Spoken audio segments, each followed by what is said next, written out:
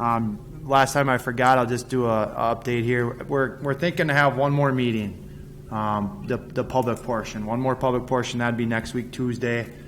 We'll see kind of how things continue to progress here. If next week there's a decision made to push that 1 week further, we can do that. But we're next week we're going to be at a very good spot, I think, as far as impacts and real mainline updates. So there's just going to be more of the aesthetic off-roadway components that'll be being worked on next week. So I think next week will time out real well just to have one more update generally, and then just be the final touches after next week. So I guess mark it down on your calendars. But with that, I'll turn it over to Ryan. There's a lot happening out there today. Have Ryan give us an update here, kind of what's going on and what can be expected.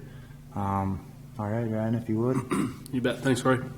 Like Corey said, there's a lot going on right now. Doyle's still finishing up the concrete. They'll be today, probably tomorrow, pouring some concrete yet, and then they should be done. Striping started today with the striping of the outside lanes tonight. We plan on moving traffic to right now traffic's on the inside lanes. Tonight we plan on moving traffic to the outside lanes so we can stripe the inside lanes.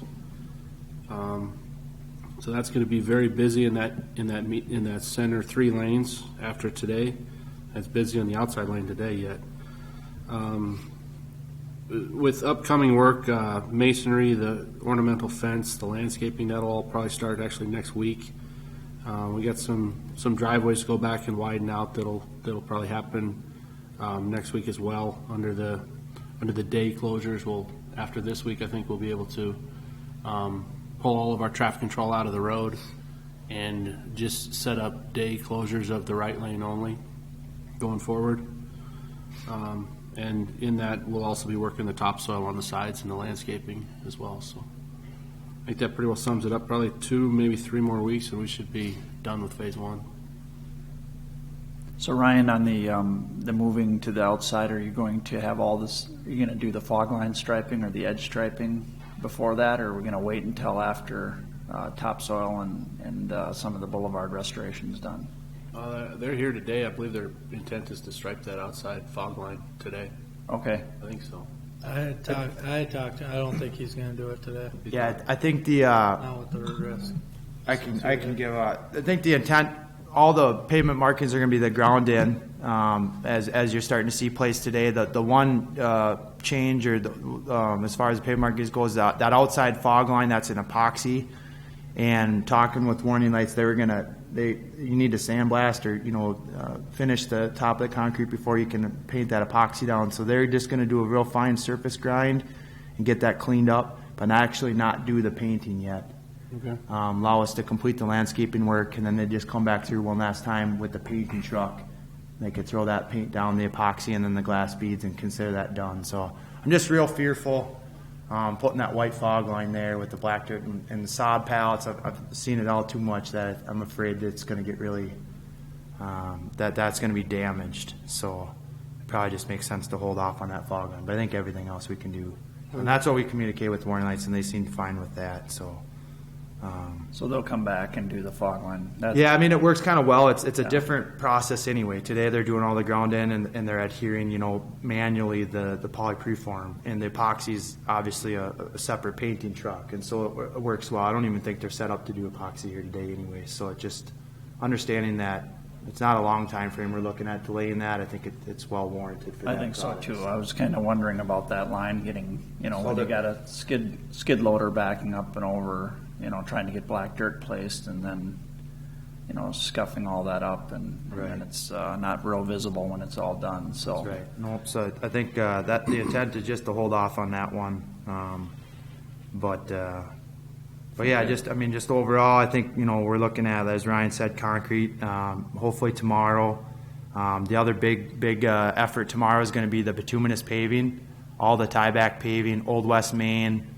Midway Auto there has a significant amount of blacktop paving, restoring the parking lot there at Subway. I mean, all that work is going to be happening tomorrow. They're going to start early, and the plan right now is they're expecting to get all that done. It's going to be a high feat to do so, but So we're really looking at end of the day tomorrow, if things go really well, we're looking at having restored access to everybody on the north side, all side streets, all businesses, with the exception, of course, of Salmon's driveway. That's going to be the only exception. We're waiting on cure time for that. But Red Wing Motorsports will be open. It's open now, and so that'll be a big milestone tomorrow if things work out. We're looking at full access again. There's going to still be a little influence on the main line until we get the striping done, as Ryan said, in the middle. But with good weather and good progress, we'd be looking at the end of the day Friday having the roadway back open, and the barrels removed, and could even be as early as Thursday potentially. But and then going forward these next 2 weeks, I think the landscaping works before all those aesthetic components are completed. It'll probably take 2 weeks before the boulevards are sodded and trees are planted, and then those are just going to be temporary closures at the area of work. You won't see this full 6-block barrels anymore. It'll just be wherever they're working, whether it's on the south side west end or north side east end, just wherever they need to be. We'll just close that outside lane. Try to take care, not closing side streets or business accesses, being strategic about that so people can still get where they need to go. Just a little more work yet to do for those features. So it's really taking shape here. Besides other updates, I don't know, I guess if I really have any. The signals are all going. Signings being installed too this week. Starting to place some of the median signing up, and so I guess the positive note is that it's really starting to come together here. So I don't know if you had anything, Ron, or if I'm missing anything. I was just wondering, that the center line yellow and the arrows, the suicide lane, so to speak, left turn lane, that's all poly preform too? That is, yep. All that. So all that's ground in. And the only paint is basically... only paint is that edge fog line. Yeah. Yep. That just goes right along the lip of curb there.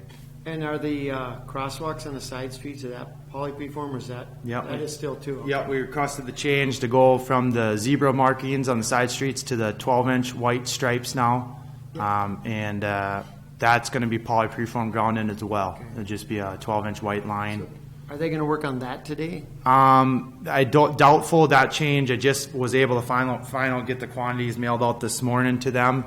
We didn't have 12-inch bid in the project, so we're going to have to go through getting the price. I'm not too concerned about that, but then they have to get the material in hand. And Sounded like, Ron, that they weren't going to do side streets today. Because that would be an area where those bobcats would be spinning and stuff like that. there's putting sod in. Yeah, for sure. And with the crosswalks, I think you'd take a little bit more care not to have to turn right there. You can drive over them, and so that'll help. But mainly the focus right now is main line, of course, and I think everyone can appreciate that. Whether it's concrete, striping, signing, it's all 61 right now. And certainly there's other work to do, but that'll be next week. Does it make sense to wait to do those crosswalks until after all the landscaping's done, so we don't have to worry about? That's what I was probably kind of does. thinking. Yeah, I'd be fine with waiting on those I hate to have some of that crosswalks. tape get pulled up because somebody spun on it or something. Yeah. And the pedestrian facilities will be there. All the sidewalks going to be tied together here by the end of the day tomorrow. So we're really getting access back. It just needs little side street things, and so you can still walk. We'll still be able to facilitate. Seeing a lot of bikers out there this past week for the bike trail. That's going to all come together here. So it just be. But I think it makes sense to hold off on those probably as well. Yeah. And I believe the Fall Festival of Arts is on the 10th? 10th of October too, so that's a Saturday. We want to try to make sure that everything's wide open for that because there will be a lot of people in town. And the intent, Ryan, is to, once we get the striping done and you're able to pull the traffic control, those temporary closures are daily closures, right? You'd pull the barrels back after you're done for the day. It'd be full lanes open all the way through. That's correct. And is that fall festival, is that just a Saturday, Sunday thing, or is that a Friday, Saturday, Sunday thing? Saturday, Sunday thing? Okay. Yeah, we shouldn't have any impact on that. That's what I was hoping, that we have everything wide open at that time. Right.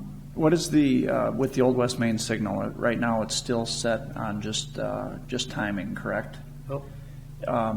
With the finishing up of the paving and then the activation of the loop detectors, have we been in contact with MnDOT where they'll come in and actually get that set so it's not just on a time schedule? It'll only give red to the 61 traffic when someone at Old West Main needs to get onto the highway. The way I think at least I was told, is Monarch is gonna work on the east side and work their way west. So at that time tomorrow morning, Egan's gonna install those loop detectors. The loop detectors on Old West Main? Yep. Okay. So I would say by, well, today, Tuesday, Thursday, it should be up and running. And they Okay. tack those With down those right on the loops. gravel, don't they? Yep. So we'll have to close, I'll put this disclaimer out. I think I know where you're going at, Ron. Tomorrow is going to be very hectic for traveling. Old West Main is going to be temporarily closed. Side streets are going to be very busy. Business access on the north side is going to be hit and go. But I guess just asking your patience for kind of one last major day, and that will be tomorrow. But with the bituminous work going on, it's going to be end to end on the north side there, and it's we have a lot of patching work to do, almost every property. So it's going to be very busy, but in Old West Main primarily, as we said, we got to put loops in. Old West Main takes 2 lists of pavement there. All that work at Midway Auto is going to require accessing off Old West Main. So the intent here, we're going to keep it open, but just, I guess, be patient. If you come up there and you can't turn, just ask you to find another way. And it's been kind of that way earlier this week too, but just one last push there. But it's going to be very congested. So, but then after that, hopefully there's really not much more impact. okay. But Then my next signal question was, there is still some work on Broad Street to develop the double left turn and the protected left. Is that work going to be happening this week or early next week? yeah, it's on the schedule. So there needs to be some head reconfiguration there at Broad Street. Egan, it's really just been kind of putting out fires here this past week wherever they're needed most, and it's kind of been the same way with Myers. So I think once Egan, we're putting together the pork chop there at Broad Street. You'll see that starting to take shape. There's a couple push buttons there. There's the last light pole base to go in. So after that, Egan then is going to finish Broad Street and address the south side light bases that we've had a little issue with, and they're hoping to be out of here within preferably by next week. So all that will happen this week. Okay.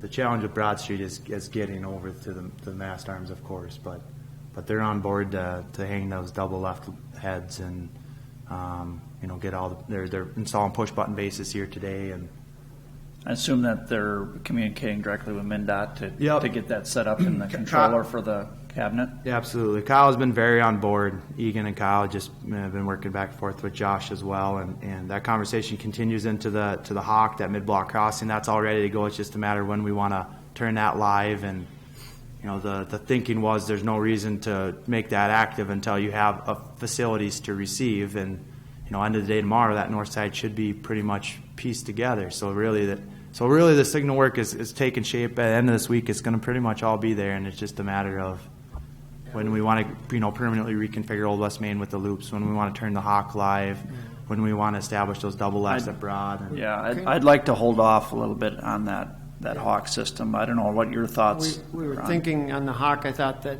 once we got all those barrels off the road, because that kind of distracts drivers' vision, so to speak. And if there's somebody that has a clear walkway and nobody's ever seen the stop light in the middle of the road before, that they might go right through it. Sure, and cause sure. an accident or hit somebody. So once we get all those barrels off, then it'll be more clear vision for the drivers and the walkers, Okay. is what my thought. Yeah, and I'd even like to wait until we don't even have the temporary closures anymore. That's my All the thinking on it. distractions for the drivers. Yeah, just to get all the other distractions out of there, and then we can flip that system live. Okay. So.